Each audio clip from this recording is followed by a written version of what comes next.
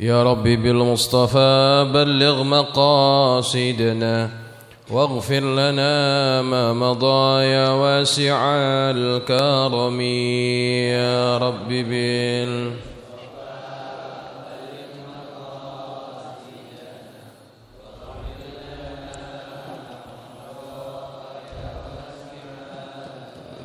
يا ربي هيئ لنا من أمرنا رشدا واجعل معونتك الحسنى لنا مددا. يا رب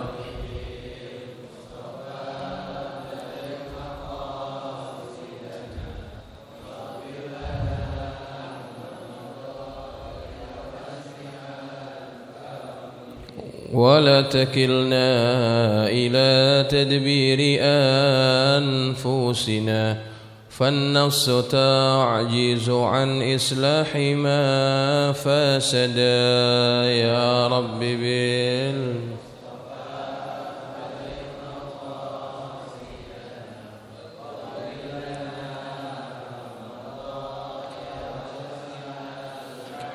أنت الكريم وقد جهزت يا أملي إلى أيادك وجها سائلا ويدا. يا رب بالمصطفى بلغ مقاصدنا واغفر لنا ما مضى يا واسع الكرم. اللهم صل وسلم وبارك عليه وعلى آله. الفاتحة إلى حضرة النبي المصطفى محمد صلى الله عليه وسلم، ثم إلى أرواح آبائه وإخوانه من الأنبياء والمرسلين وآل كل منهم الصحابة أجمعين وتابعين لهم بإحسان إلى يوم الدين، ثم إلى روح الأولياء والشهداء والصالحين والعلماء العاملين أينما كانوا من مشارق الأرض إلى مغاربها، بأن الله يعلي درجاتهم في الجنة وأن يعيد عليهم ملكاتهم وأسرارهم وأنوارهم وعلومهم ونفحاتهم في الدين والدنيا والآخرة. ثم إلى روح مشايخنا ومعلمينا وأساتذتنا الحمد عبد الرحمن محمد سقافة بن مكان شافي هزمي، ثم إلى روحه يكاد حسن مرزقي واسمنا لك يا بشاك الرملي، وثم لك جيب النمسير، واسمنا لك الحبيب عبد الرحمن محمد سقاف، وثم لك يا عبد الله شهيد عبد الله الشافعي، واسمنا لك يا عبد الله الشافعي، واسمنا روحي يا جامع لطفي فتح الله، وثم إلى روحك جامع شريف الدين عبد الغاني، بأن الله يتغشاهم بالرحمة والمغفرة ويعلي درجاتهم في الجنة وأن يعيد علينا من بركاتهم وأسرارهم وأنوارهم وعلومهم ونفحاتهم في الدين والدنيا والآخرة. ثم إلى روح مؤلف في هذا الكتاب الشيخ الإمام النووي، بأن الله يعلي درجاتهم من الجنة وأن الله يتغشاهم بالرحمة والمغفرة وأن يعيد بركاتهم وأسرارهم وأنوارهم وعلومهم ونفحاته في الدين والدنيا والآخرة. وعلى نية أن الله يفتح علينا فتوح العارفين ويفقهنا وإياكم في الدين ويرزقنا كمال الإخلاص واليقين، وعلى كل نية صالحة. وإلى حضرة النبي المصطفى محمد صلى الله عليه وسلم الفاتحة. أعوذ بالله من الشيطان الرجيم. بسم الله الرحمن الرحيم. الحمد لله رب العالمين الرحمن الرحيم مالك يوم الدين، إياك نعبد وإياك نستعين، اهدنا الصراط المستقيم صراط الذين أنعمت عليهم غير المغضوب عليهم ولا الضالين، آمين.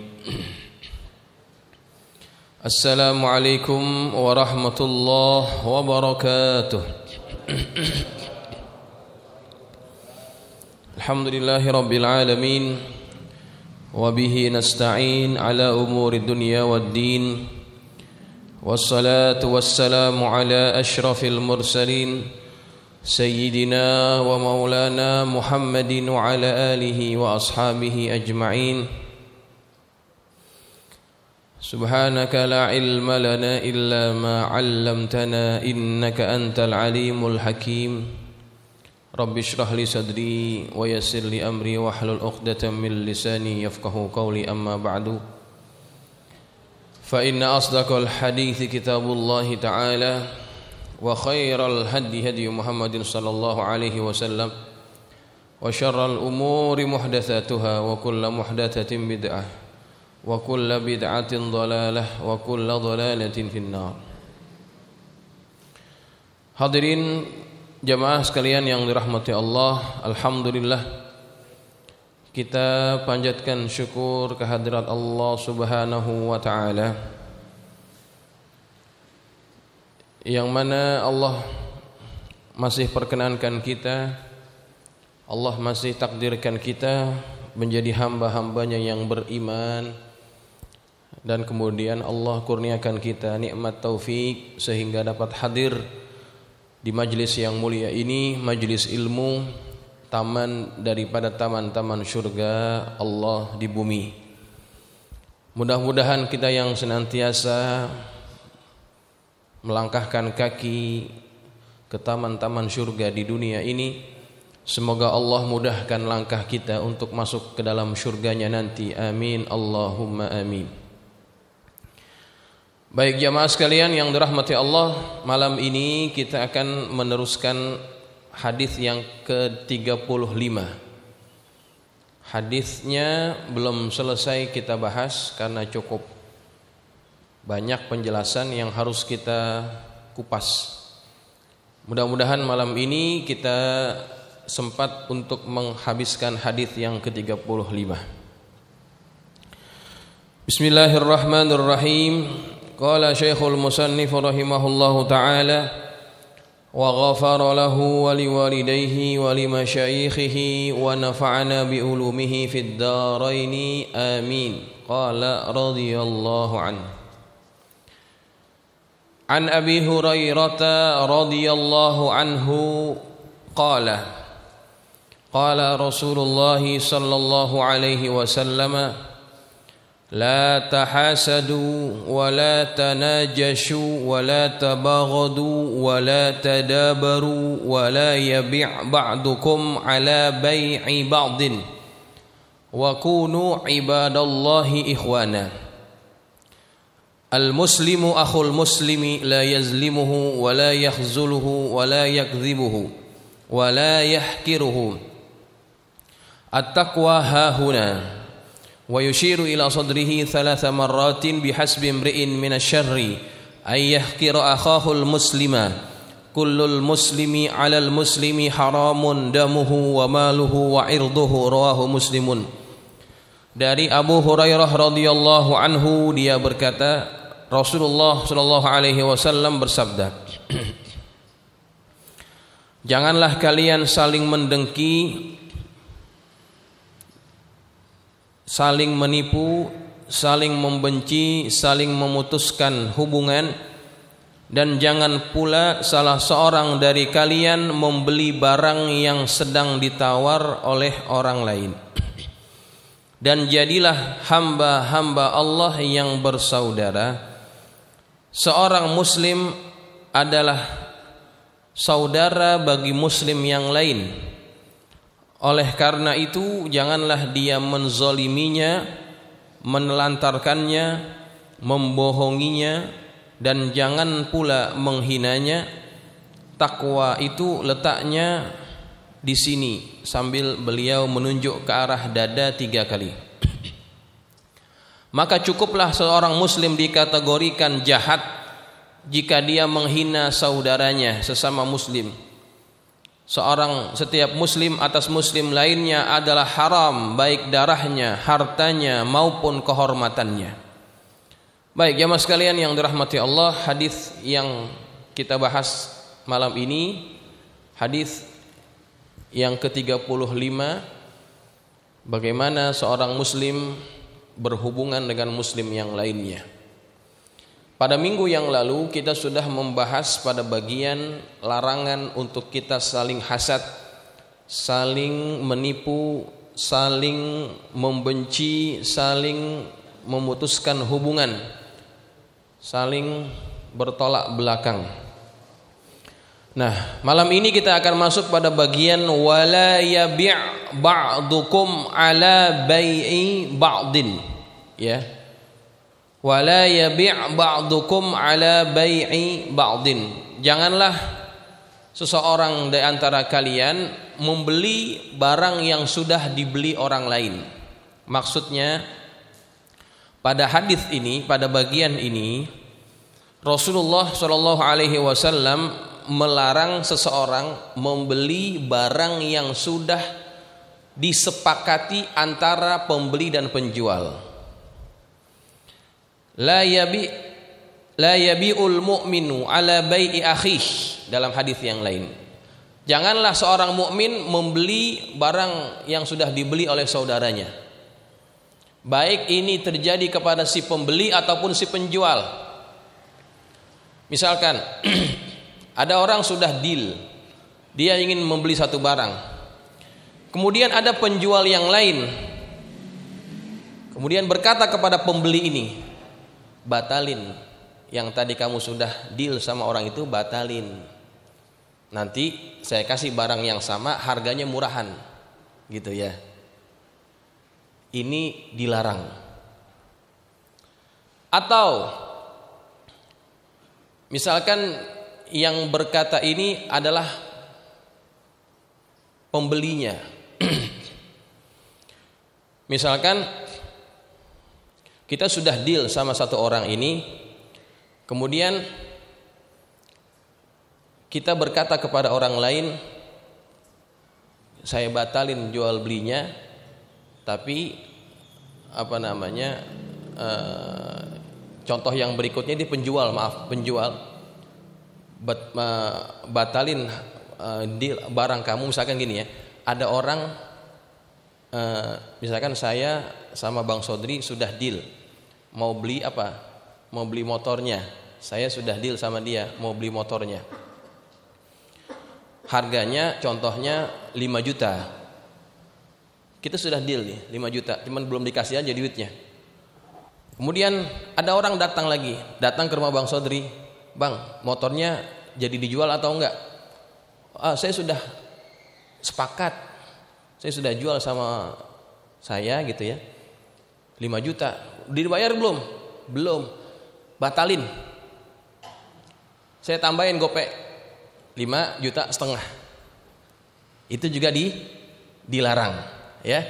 Maka setiap barang yang sudah disepakati kemudian dibatalkan untuk tujuan mendapatkan harta yang lebih tinggi, harga yang lebih tinggi, ataupun sebaliknya harga lebih rendah, maka itu adalah dilarang oleh Rasulullah Sallallahu Alaihi Wasallam.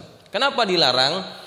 Karena sebabnya bisa mendatangkan kemudorotan kepada salah satu pihak. Ini orang sudah mengharap-harap dapat untung, kemudian dibatalkan sebab ada orang yang menawar lagi, padahal sudah deal. Maka itu akan memudaratkan salah satu daripada dua pihak itu. Ya. Dan ini juga bisa memicu yang namanya permusuhan dan pertengkaran.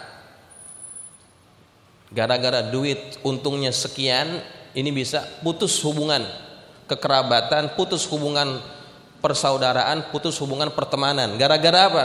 Gara-gara keuntung yang sedikit saja. Ya. Makanya yang namanya duit itu kan nggak ada saudaranya ya. Duit itu nggak ada saudaranya. Gara-gara untung cuman sepeser itu ya, rupiah, itu bisa menyebabkan hubungan menjadi pecah.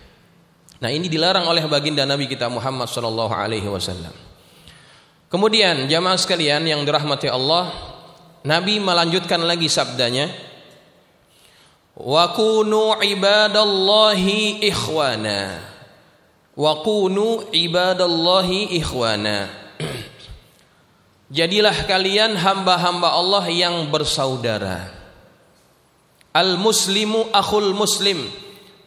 Seorang muslim adalah saudara bagi muslim yang lainnya. Pada bagian ini Nabi kita Muhammad sallallahu alaihi wasallam mengajak kita, menyuruh kita untuk saling menganggap saudara muslim kita adalah saudara kita. Muslim itu dia mesti punya sifat mendamaikan. Jangan menjadi seorang muslim di mana dia datang ke satu tempat kemudian dia menjadi penyebab perpecahan. itu bukan muslim. Nabi SAW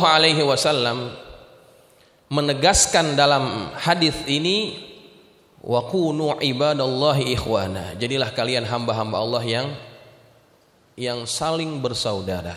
Kalau di satu tempat itu ada permusuhan sesama warga masyarakatnya, maka kita kalau ada di tempat itu jadilah orang yang suka mendamaikan pihak yang bertengkar itu. Jangan malah menimbulkan api api perpecahan. Itu sangat dibenci oleh Allah dan juga oleh Rasulullah SAW. Yang suka perpecahan itu cuma satu, siapa? Syaitan. Syaitan itu sangat suka yang namanya perpecahan. Sebab ketika sesuatu masyarakat pecah, bercerai-berai, maka ini akan menjadi masyarakat yang tidak kuat dan mudah diganggu oleh orang-orang yang ingin menghancurkan kita. Satu lidi itu sangat mudah dipatahkan. Satu lidi bisa mudah dipatahkan, bahkan dengan satu tangan kita bisa matahin satu lidi itu. Tapi kalau lidi itu digabungkan, berisi beberapa banyak lidi-lidi, diikat dengan tali, jadilah dia sapu, kita coba patahkan susah. Kenapa? Karena sudah terikat. Maka inilah yang diajarkan oleh baginda Rasulullah SAW. Kalau satu masyarakat ingin kuat, kunci yang pertama adalah persatuan. Jangan ada perpecahan. Ketika sudah kuat, maka siapapun yang ingin merusak masyarakat di sini, maka tidak akan pernah bisa untuk dipecahkan. Ya, maka kunci inilah yang harus kita pegang. Jadilah kita saudara. Nabi sudah contohkan itu. Ketika Nabi sampai ke negeri Madinah, Nabi sebagai pendatang, walaupun memang Nabi punya keluarga dari kalangan ibunya, dari belah ibunya itu daripada Bani Zuhrah. Bani Zuhrah itu orang Madinah. Tapi Nabi lahir di Mekah, datang ke Madinah jadi pendatang. Disambutlah Nabi oleh orang-orang Madinah. Perkara yang pertama yang Nabi lakukan ketika sampai ke Madinah apa? Nabi paham bahwa untuk membentuk masyarakat yang kuat harus ada yang namanya persatuan, persaudaraan. Maka Nabi mempersaudarakan sahabat-sahabat dari kalangan Ansor dengan sahabat-sahabat dari kalangan Muhajirin, dipersatukan, dipersaudarakan. Bahkan pada waktu itu saudara yang dipersaudarakan oleh Rasulullah ini, dia dianggap bisa mewarisi. Ya, di antaranya contohnya yang terkenal itu, yang terkenal adalah sahabat Nabi yang bernama Abdurrahman ibn Auf dengan Sa'ad bin Ar-Rabi'. Sa'ad bin Ar-Rabi' ini adalah salah satu orang kaya di Madinah. Konglomeratnya orang Madinah, di antaranya dia, Sa'ad bin Ar-Rabi'. Saking mereka ini merasakan persaudaraan yang begitu kuat, Sa'ad bin Ar-Rabi' berkata kepada Abdurrahman bin Auf, "Wahai saudaraku, kamu sekarang sudah menjadi saudara saya. Saya punya harta banyak di Madinah ini, separuhnya ambil buat kamu." Separuh duitnya itu, hartanya itu dikasih untuk Abdurrahman bin Auf kalau dia mau. Saking apanya? Saking begitu merasakan persaudaraan yang begitu kental. Kemudian kata Sa'ad bin Ar-Rabi', "Saya punya beberapa orang istri. Kalau kamu mau pilih di antara mereka, aku akan ceraikan mereka. Setelah selesai iddahnya silakan nikahi." Coba. Saking apanya itu? Saking merasakan persaudaraannya. Tetapi Abdurrahman bin Auf tidak memanfaatkan itu. Dia tidak mau ambil harta secara percuma, secara percuma itu bahasa Malaysia itu. Secara cuma-cuma ya. Cuma-cuma. Enggak mau dia. Terima kasih. Kemudian dia katakan, "Tunjukkan kepada saya di mana pasar." Maka kemudian dengan harga dirinya itu, marwahnya itu, nanti kemudian Abdurrahman bin Auf menjadi orang kaya di antara kaum muslimin, jutawan. Nah, itu contoh bagaimana Nabi mempersaudarakan sahabat-sahabat yang berbeda tanah airnya, ya, berbeda bangsanya, berbeda sukunya, disatukan oleh Rasulullah. Wa kunu ibadallahi ikhwana. Al muslimu akhul muslimi. Seorang muslim itu saudara kepada muslim yang lainnya. Maka tanda seseorang itu saudara kepada muslim yang lainnya, dan ini tanda orang itu adalah orang yang muslim sejati adalah apa? La yazlimuhu, dia tidak menzaliminya, wala yakhzuluhu, dia juga tidak menelantarkannya, wala yakdzibuhu, dia tidak membohonginya, mendustakannya, wala yahkiruhu, dan dia juga tidak menghinanya. Ini ciri orang yang muslim sejati. Ya, dia tidak suka menzolimi saudaranya. Zolim ini artinya apa? Lawan daripada adil. Zolim artinya menempatkan sesuatu tidak pada tempatnya. Ya, itu secara bahasa. Wad'u syai'i fi ghairi maudhi'ihi. Meletakkan sesuatu tidak pada tempatnya, itu zolim. Contoh yang mudah ataupun pengertian yang mudah biar kita mudah faham adalah kita dilarang mengambil hak orang lain. Kalau kita ambil hak itu kita zolim. Kita tidak boleh menumpahkan darah orang lain yang bukan hak kita. Kalau kita lakukan itu, kita melakukan kezoliman. Segala sesuatu yang bukan hak kita, kemudian kita lakukan itu, maka itu adalah perkara yang zolim. Ya, saya pernah berikan contoh. Kalau ada contohnya, ada maling ngambil kotak amal masjid, ketangkep, paling enak kita apain itu maling itu? Paling enak kita pukulin sampai berdarah-darah, baru kemudian kita bawa kemana? Polisi. Kan paling enak begitu ya.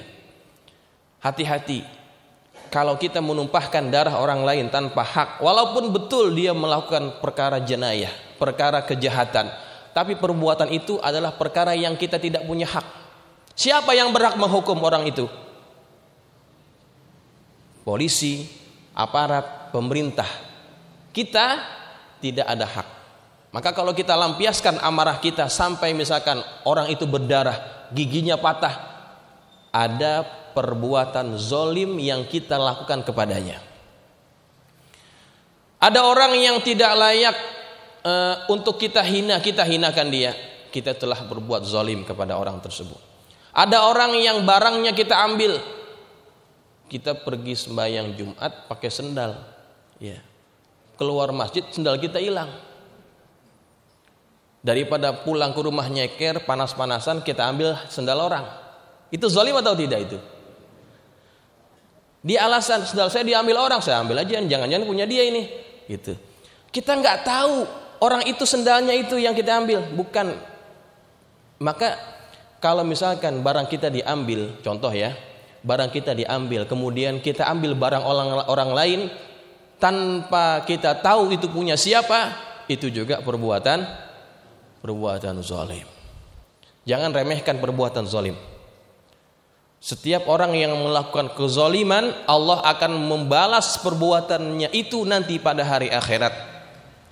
Nabi pernah bersabda kepada para sahabatnya dengan hadis yang masyhur yang sering kita dengar.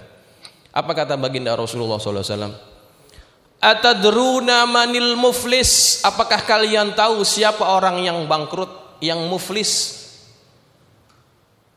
Kata para sahabat, al muflisu fina man la dirhamalahu wala mata'. Orang yang bangkrut di antara kita adalah orang yang datang pada hari kiamat.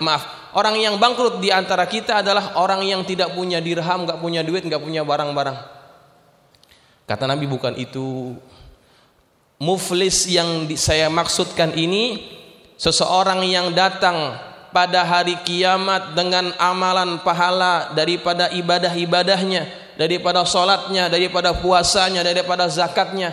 Dia datang pada hari itu dengan membawa pahala yang banyak, namun kemudian Allah datangkan orang-orang yang pernah dia zolimi, orang-orang yang pernah dia caci maki, orang-orang yang pernah dia tumpahkan darahnya, orang-orang yang pernah dia pukul yang bukan pada haknya. Maka kemudian orang-orang ini minta hak karena dia pernah dizolimi oleh orang tersebut. Maka pada hari itu bagaimana kita membayar kezoliman yang pernah kita lakukan kepada orang lain? Tidak bisa kita bayar dengan duit kita. Yang bisa kita bayar adalah dengan apa?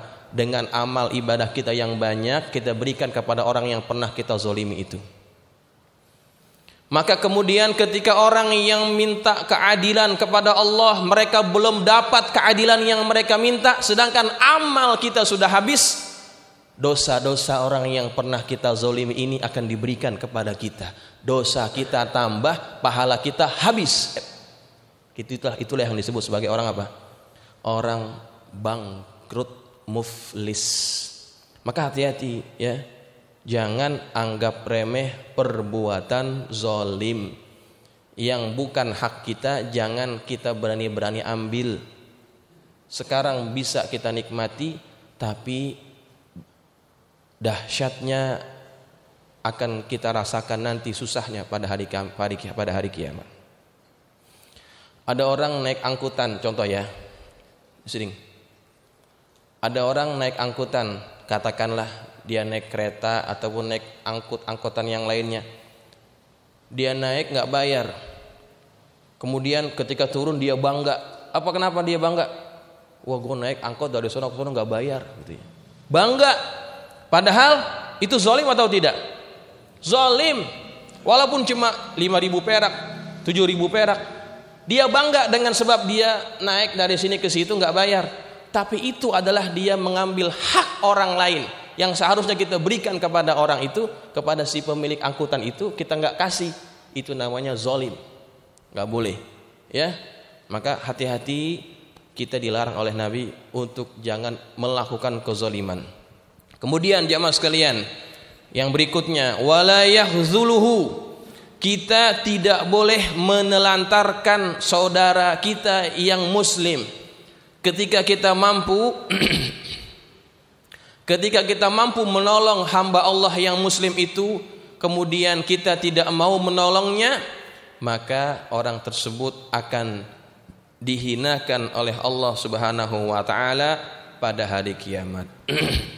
Na'udzubillah min dzalik.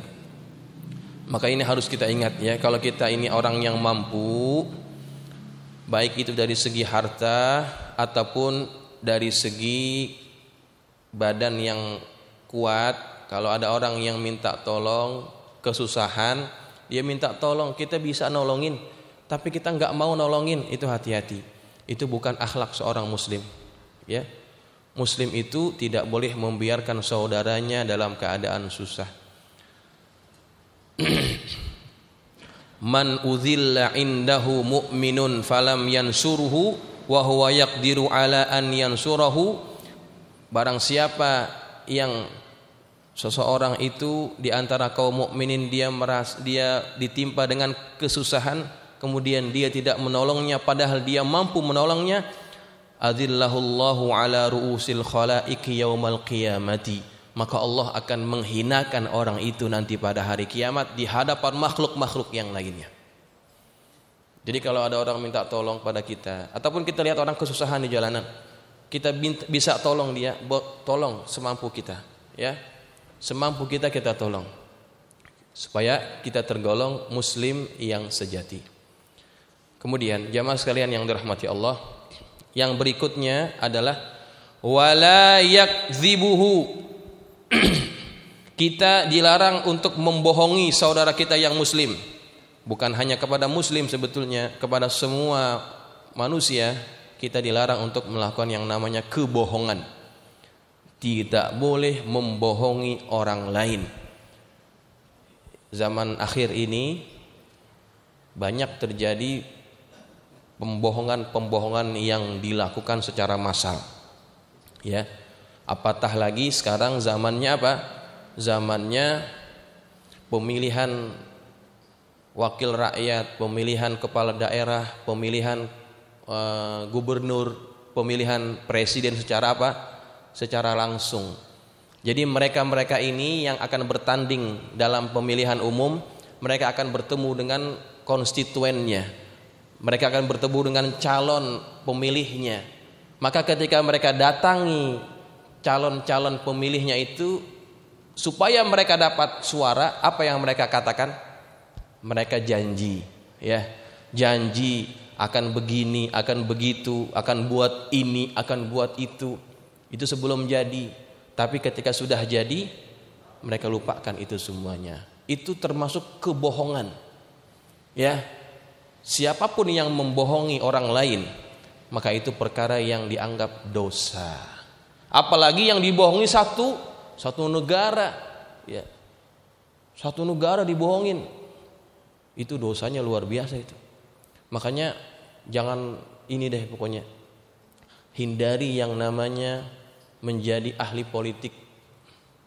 Walaupun sebetulnya kita perlu berpolitik, tetapi sangat susah menjaga diri kita apabila kita sudah terjun kepada dunia politik. Susah. Walaupun kita perlu memang berpolitik, Islam itu perlu berpolitik, tapi susah sebetulnya untuk menjaga diri kita daripada melakukan perkara-perkara yang dilarang ini. Orang yang dekat dengan politik akan mudah menzolimi orang. Orang yang dekat dengan politik akan mudah membohongi orang. Ya, kalau kita punya kita punya lingkungan persekitaran orang-orang baik, insya Allah itu akan mudah. Tapi zaman ini orang yang terjun kepada dunia politik semuanya tabiatnya hampir sama. Ya, naudzubillah wal iyadzubillah. Ya, kita lihat kepada diri kita juga. Ya, kalau kita suka menjanjikan kepada orang lain, kemudian kita tidak merealisasikan itu, maka itu termasuk perkara yang dilarang dan dibenci oleh Rasulullah sallallahu alaihi wasallam. Jamaah sekalian, berkaitan dengan berdusta ini, berbohong ini, ada beberapa hukum, ya. Ada beberapa hukum, bukan semua dusta itu dilarang. Ada dusta yang dibolehkan, ada yang dusta yang dilarang. Yang pertama, ada dusta yang hukumnya wajib. Bohong hukumnya wajib. Apa contohnya? Li'infadhi mali muslimin aw nafsihi. Untuk menyelamatkan harta seorang muslim ataupun jiwanya. Ya. Ada orang nih diancam ingin dibunuh. Kemudian ini orang tidak salah, tapi ingin dibunuh. Kita tahu orang ini ada di mana. Datanglah orang yang ingin membunuh ini. Di mana si fulan? Kita bilang nggak tahu. Itu bohong atau tidak itu? Bohong. Kita padahal tahu orang itu bersembunyi di satu tempat. Kita tahu, tapi kita tahu juga kalau dia dikasih tahu di mana dia berada, orang ini akan dibunuh. Padahal dia muslim, tidak bersalah. Nah, ucapan kita yang berkata kepada orang yang datang ini, kita katakan saya tidak tahu, itu adalah bohong yang wajib. Karena untuk apa? Menyelamatkan seseorang muslim, baik darahnya ataupun hartanya. Boleh. Ya. Yang kedua, bohong yang haram. Wa huwal kidzu li ghairi manfaatin syar'iyyatin. Nah, ini sudah kita paham. Segala bentuk kebohongan yang tidak ada manfaat secara syariat itu adalah bohong yang haram. Ya, ini tidak perlu kita jelaskan. Kemudian ada lagi bohong yang dianjurkan, ya, bohong yang dianjurkan, mandub, ya, mandub bohong yang dianjurkan. Ini contoh mudahnya, bohong supaya tujuannya untuk mendamaikan dua orang yang bertikai, contohnya. Nih fulan dengan fulan, si A sama si B. Kita datang kepada A, kita bilang sama dia, kemarin dikirim salam tuh sama si B. Padahal B-nya enggak kirim salam, kita ngomong gitu doang. Ini orang yang dapat salam, dia besar hati. Ah, yang benar. Iya dia. Kemudian kita jumpa sama si B. Kita katakan kepada dia, dapat salam dari si A. Padahal si A enggak ngirim salam. Tujuannya apa? Supaya dua orang yang berseteru ini bisa damai. Itu diantara bohong yang mandub, yang sunnah. Ya. Contoh lain misalkan kita punya istri masaknya kita kira kurang enak gitu ya. Masakannya kurang enak. Nah, ditanya sama istri kita, gimana bang masakannya enak atau enggak? Kalau kita bilang enggak enak, pasti istri kita kecewa gitu. Kita bilang enak gitu ya. Makanannya enak, kita bilang begitu. Padahal itu bohong atau tidak itu? Bohong. Ya. Bohong. Tapi kebohongan itu tujuannya adalah supaya istri kita ini besar hatinya. Ya, senang hatinya. Nah, ini diantara bohong yang mandub, ya, bohong yang mandub. Baik. Nah, itulah diantara hukum-hukum tentang perkara kebohongan. Kemudian Nabi juga larang kita, selain jangan kita membohongi saudara kita yang muslim, Nabi juga larang wala yahkiruhu. Janganlah kalian menghinakan saudara kalian yang muslim. Jangan menghina. Ya. Ini sifat yang harus kita jauhi. Dalam lanjutan hadis ini Nabi berkata, at-taqwa hahuna.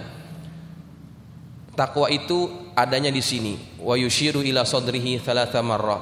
Nabi sambil arahkan tangannya ke arah dada. At-taqwa hahuna. Takwa itu ada di sini. Maksudnya apa? Takwa itu adanya tersembunyi di dalam hati. Dia tidak kelihatan dari zahir kita. Dan Allah akan menilai apa yang ada pada hati seseorang. Tetapi apa yang ada dalam hati ini akan terpancar dalam perbuatan dan perkataan kita. Air dalam teko akan mengeluarkan air yang ada di dalamnya. Kalau yang di dalamnya adalah air putih, yang keluar air putih. Kalau yang di dalamnya adalah air comberan, yang keluar air apa? Air comberan. Maka hati kita akan terpancar dari anggota tubuh kita, dari perbuatan kita, daripada ucapan kita. Kalau perkataan kita perkataan yang suka menyakitkan orang, yang suka melanggar hukum-hukum agama, yang suka menyakitkan hati orang, ketahuilah bahwa dada kita isinya tidak ada dengan ketakwaan yang sempurna. Tapi kalau misalkan perbuatan kita senantiasa baik, ucapan kita senantiasa menyenangkan orang lain, ketahuilah apa yang di dalam juga insya Allah baik. Yang keluar itulah yang ada di dalam. Ya, maka tidak betul orang yang berkata ketika ditanya, kamu kenapa nggak pakai jilbab? Kenapa nggak tutup aurat? Kata dia apa? Nggak penting tutup yang di luar, yang penting tutup yang di dalam. Benar atau tidak itu ucapan? Nggak penting tutup yang di luar, tapi tutup yang di dalam. Itu betul atau tidak itu omongan? Salah. Apa yang ada di luar kita itu gambaran apa yang ada dalam hati kita. Ya. Nah, jadi takwa walaupun ada di dalam tapi bisa kelihatan daripada apa yang kita perbuat. Bihasbi imri'in minasyarri an yahkira akhahul muslima. Cukuplah seseorang itu dianggap melakukan kejahatan jika dia menghina saudaranya. Orang dianggap buruk oleh Nabi kalau dia menghina saudaranya. Kalau orang itu merendahkan saudaranya, ini hati-hati. Diingatkan oleh Nabi, orang cukuplah dianggap sebagai orang yang jahat kalau dia suka merendahkan saudara yang lainnya. Orang yang suka merendahkan orang lain itu pertanda bahwa dalam hatinya ada sifat yang namanya kesombongan. Seseorang yang merendahkan orang lain pasti dia merasa orang itu lebih rendah daripada dirinya. Makanya direndahkan, ya kan? Dia merasa lebih tinggi, sedangkan orang itu rendah, makanya dia rendahkan orang tersebut. Dia hinakan. maka dia menganggap dirinya punya kelebihan. Orang yang menganggap dirinya punya kelebihan, maka orang tersebut adalah ciri orang yang memiliki sifat sombong. Dan sombong ini ada ancamannya daripada Allah Subhanahu wa, daripada Nabi kita Muhammad SAW. Kata Nabi apa? Kata Nabi, la yadkhulul jannata man kana fi qalbihi mithqalu dzarratin min kibrin. Tidak akan masuk ke dalam surga orang yang di dalam hatinya ada sebesar zarrah daripada sifat kesombongan. Sombong ini bisa menyebabkan orang tidak bisa masuk surga. Para ulama membahaskan hadis ini. Apakah selama-lamanya tidak akan masuk ke dalam surga? Kalau kesombongannya itu berkaitan dengan penentangannya terhadap hukum Allah, selama-lamanya dia tidak akan masuk surga. Orang kalau misalkan ditanya, kenapa nggak sembahyang? Sembahyang itu nggak wajib, gitu ya. Padahal sembahyang itu perintah siapa? Perintah Allah. Dia katakan nggak sembahyang nggak apa-apa, nggak masuk surga, nggak masuk neraka. Sembahyang nggak wajib. Ini orang sesungguhnya pada dirinya punya sifat apa? Sombong. Kenapa? Dia tidak mau patuh kepada perintah Allah. Sombong ini orang. Sama dengan siapa itu? Sama dengan iblis. Iblis ketika disuruh untuk sujud kepada Adam, iblis menolak. Aba wastakbaro, dia menolak dan dia merasa lebih besar. Ya. Dia menolak perintah Allah dengan sebab penolakan atas titah Allah itulah kemudian Allah tidak pernah masukkan iblis ke dalam surga. Karena sifat apa itu? Sifat sombong. Jadi kalau kesombongan berkaitan dengan hukum Allah, selama-lamanya dia tidak akan masuk ke dalam surga. Tapi kalau seandainya dia punya sifat sombong hanya kepada sesama kaum muslimin, sesama manusia, sombong biasa-biasa gitu ya. Dia punya harta, dia merasa sombong dengan hartanya. Dia punya ilmu, dia sombong dengan ilmunya. Dia punya nasab keturunan, dia sombong dengan nasabnya, dengan pangkatnya. Ini sombong tidak sampai tahap enggak akan masukin dia ke dalam surga, enggak. Dia akan masuk juga ke dalam surga, tapi apa? Mampir dulu kemana? Ke dalam neraka jahanam. Walaupun begitu kita tidak ingin dalam kategori orang yang tersebut. Ya, ingat Nabi pernah berikan beberapa tanda kalau kita ingin menilai kita punya sifat sombong atau tidak. Kata Nabi, al-kibru, sombong itu adalah batarul haq wa ghamtun nas. Kibir itu adalah, sombong itu adalah batarul haq, menolak kebenaran, wa ghamtun nas, dan merendahkan manusia. Ini dua ciri. Orang yang tidak mau menerima kebenaran sesungguhnya pada dirinya ada sifat sombong. Orang yang suka merendahkan orang lain itu juga ciri orang itu punya sifat sombong. Dinasihati sama orang, kita sudah lebih tua, orang itu lebih muda, nggak terima, anak baru kemarin, sunatnya goyang gendongin, gitu contohnya. Sekarang belagu-belagu nasihatin gua, gitu. Sombong ini orang ini. Ya, orang kalau tidak menerima kebenaran pada dirinya ada sifat sombong. Siapapun yang menasihati kita, lihat apa yang dikatakan, jangan lihat siapa yang mengatakan. Unzur man qala wala tanzur. Unzur ma qala wala tanzur man qala. Lihat apa yang dikatakan, jangan melihat siapa yang mengatakan. Ya. Walaupun dia anak baru kemarin sore, ya. Tapi yang dikatakan benar. Kalau yang dikatakan benar terima. Kalau tidak mau penerima kebenaran itu, kita punya sifat sombong, enggak akan masuk surga pada golongan yang terawal nanti pada hari kiamat. Nauzubillah wal iyazubillah. Terima kebenaran itu. Nabi sangat benci kepada orang yang punya sifat sombong ini. Ya. Nabi sangat benci. Ada sahabat Nabi, ada Abu Dzar, ada Bilal, ada Khalid bin Walid, ada Abdurrahman bin Auf. Mereka sedang bincang-bincang, diskusi. Kemudian Abu Dzar melontarkan pendapatnya.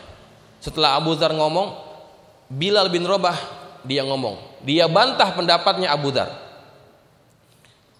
Dalam diskusi kan biasa ya, pertentangan pendapat, perbedaan pendapat. Nah, ketika pendapatnya ini ditentang oleh Bilal, Bilal ini adalah bekas budak. Dia nggak terima. Dia katakan apa kepada Bilal?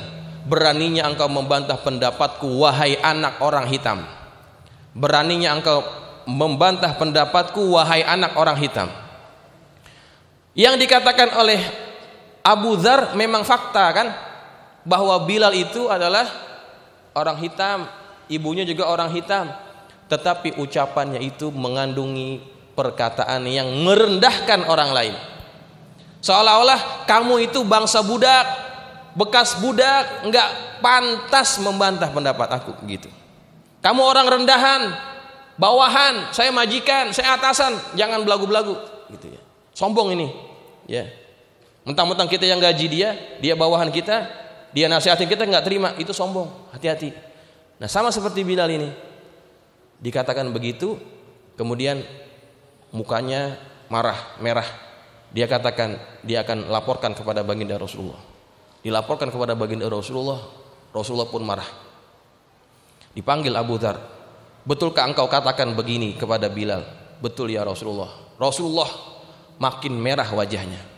Dikatakan kepada Abu Dzar, engkau katakan bahwa Bilal itu anak orang hitam. Kamu tahu engkau anak siapa?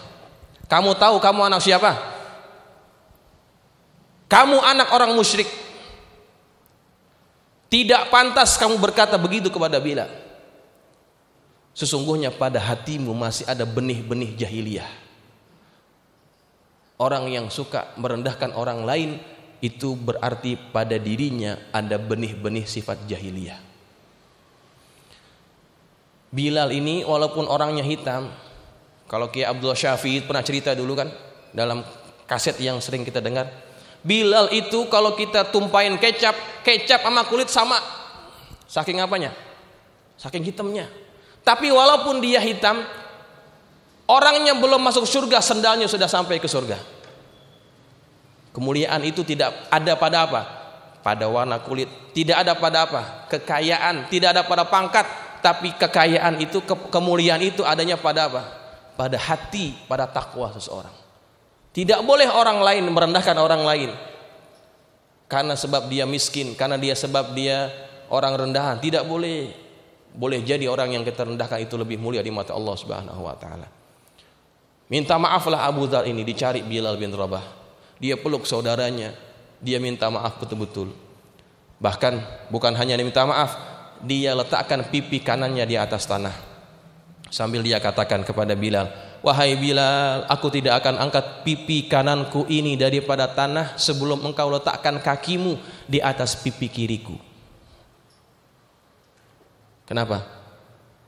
Biar mulutku ini diajar bahwa kakimu lebih mulia daripada mulutku ini. Tapi Bilal enggak memenuhi keinginan dia. Kalau kita ada di posisi Bilal, orang ini sudah nyakitin kita, dia kasih mukanya di depan kita, kita apain ini orang? Kita pijak. Tapi Bilal enggak begitu. Ketika saudaranya minta maaf, dimaafkan. Saudaranya itu dimaafkan. Nah, ini pelajaran penting bagi kita. Kekayaan jangan menjadikan kita menjadi orang yang suka merendahkan orang lain. Ilmu yang kita punya jangan menjadi kita punya sifat suka merendahkan orang lain. Pangkat yang kita punya jangan menjadikan kita menjadi orang yang suka merendahkan orang lain. Karena kemuliaan itu tidak ada pada harta, pada ilmu, pada pangkat dan sebagainya. Kemuliaan itu ada pada hati, ada pada ketakwaan yang kita punya. Tidak boleh. Saya dididik saya berada di depan bapak-bapak sekalian, bukan berarti saya yang paling mulia, tidak. Boleh jadi yang dengar, yang duduk di belakang, yang senderan, yang ini, yang tidak mengajar, tetapi mereka punya kemuliaan di mata Allah. Kemuliaan itu tidak berada pada jubah, pada gamis, pada rida, pada kopiah kita. Tidak ada pada itu semuanya. Ini semua aksesoris. Ini hanya tambahan saja. Ketakwaan itu adanya di sini, kata Nabi. Yang Allah akan nilai di sini kita, bukan luaran kita. Maka jadilah hamba-hamba Allah yang apa? Yang rendah hati, yang suka merendahkan dirinya dan tidak suka menyakiti dan juga merendahkan orang lain. Baik jamaah sekalian, cukup sampai di sini saya kira hadis yang ke-35. Kalau yang ingin bertanya silakan.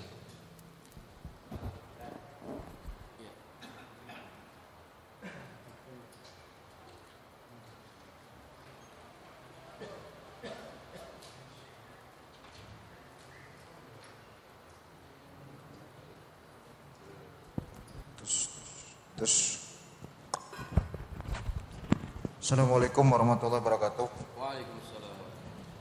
Ustaz, saya mau mengajukan 2 pertanyaan. Yang pertama, Ustaz, ini berkaitan dengan perbuatan zalim. Kan seringkali kita lihat ada pengendara motor ya, seringkali pada saat lampu merah itu main terobos saja gitu, atau seringkali lawan arah.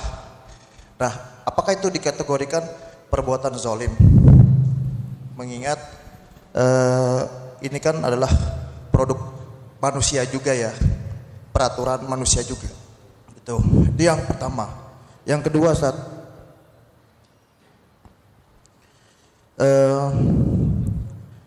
perbuatan narsis atau percaya diri, Ustaz, itu kan bisa dikategorikan membanggakan diri sendiri. Apakah itu dikategorikan sombong, Ustaz? Itu aja. Terima kasih. Assalamualaikum warahmatullahi wabarakatuh. Waalaikumsalam warahmatullahi wabarakatuh. Kalau kita melanggar peraturan lalu lintas, baik itu menerobos lampu merah, baik itu lawan arah, baik itu nggak pakai helm dan sebagainya, apakah itu zalim? Itu bukan termasuk zalim yang masuk kategori berdosa itu, ya. Cuma kalau sampai kita merugikan pihak lain, ya, kalau sampai kita merugikan pihak lain dengan sebab perbuatan kita, kemudian kita tidak bertanggung jawab, baru itu masuk kategori apa? Perbuatan zalim. Karena itu kan produk apa? Produk manusia ya. Hukum aturan lalu lintas itu kan produk manusia. Nggak pakai helm, misalkan itu nggak pakai seat belt dan sebagainya. Apakah itu zalim? Itu bukan zalim yang masuk kategori itu. Dia akan jadi dosa kalau sampai pada tahap merugikan pihak lain. Ya, misalkan dia menerobos lampu merah, kemudian dia nabrak mobil atau motor orang lain, itu baru dianggap zalim kalau dia nggak bertanggung jawab, gitu ya. Baik, yang kedua, bagaimana kalau narsis ataupun narsis itu bergaya ya, nampang gitu kan, percaya diri, apa narsis gitu ya, percaya diri ya. Narsis apakah termasuk dianggap sombong? Sombong itu tidak bisa kita nilai dari perbuatan orang misalkan narsis gitu ya, karena sombong itu perbuatan hati. Contoh misalkan ada orang dia gunakan media sosial, entah itu FB-nya ataupun IG-nya, untuk apa? Dia upload ataupun posting aktivitas dakwahnya, contohnya ya. Misalkan saya kan ngajar, contohnya nih, saya upload di mana? Di FB ataupun IG ya, ngajar di sini, kemudian ceramah di sini, kita kasih tahu di situ di FB. Itu narsis atau bukan? Itu narsis atau bukan itu? Itu bisa dianggap narsis sebetulnya. Tetapi tujuannya apa? Nah, tujuan itu yang tahu siapa? Yang tahu orang yang mengupload. Apa tujuan kita mengupload itu semuanya? Kalau tujuan kita ingin dapat pujian orang, ingin menunjukkan siapa kita kepada orang lain, nah itu bisa jadi masalah. Tapi kalau kita punya tujuan supaya orang tahu, supaya orang hadir, supaya orang dengarkan apa yang kita sampaikan, dan kemudian ada manfaat yang bisa dia raih, maka itu kan tidak jadi dosa, ya kan? Kita jadikan media sosial sebagai sarana untuk mengajak kebaikan. Maka narsis itu tidak bisa lantas kita hukumkan sebagai orang ini apa tadi? Sombong ya. Sombong itu adanya di sini. Apa tujuan dia? Ya. Kalau tujuannya adalah untuk membanggakan diri sambil dia merendahkan orang lain, itu baru namanya perbuatan yang dilarang. Sekira begitu? Ya, cukup ya. Sudah jam lewat 7.20. Mudah-mudahan bermanfaat. Al-Fatihah. A'udzubillahi minasyaitonir rajim. Bismillahirrahmanirrahim. Alhamdulillahirrahmanirrahim. Maliki yaumiddin. Iyyaka na'budu wa iyyaka nasta'in. Shiratal mustaqim, shiratal ladzina an'amta 'alaihim. Bismillahirrahmanirrahim. Alhamdulillahirabbil alamin wassalatu wassalamu ala asyrafil mursalin sayyidina maulana Muhammadin wa ala alihi wa ashabihi ajma'in. Allahumma anfa'na bima 'allamtana wa 'allimna ma yanfa'una. Allahumma zidna wa la tanqusna wa akrimna wa la tuhinna wa atina wa la tahrimna wa athirna wa la tu'thir 'alaina wa ardina wardu 'anna. Allahumma inna nas'aluka bihaqqi Fatimata wa abiha wa ba'liha wa baniha iftah 'alaina wa 'ala auladina wa talamidina futuhal 'arifin. Faqihna wa iyyakum fid din wa zukna kamal al-ikhlas wal yaqin. Allahumma zukna fahman nabiyyin wa hifzal mursalin wa ilhamal malaikatil muqarrabin bi rahmatika ya arhamar rahimin. Allahumma ij'alna minal ladzina yastami'una al-qawla fayattabi'una ahsana. Wa sallallahu ala sayyidina Muhammadin wa ala alihi wa sahbihi wasallam. Alhamdulillahirabbil alamin. Assalamualaikum warahmatullahi wabarakatuh.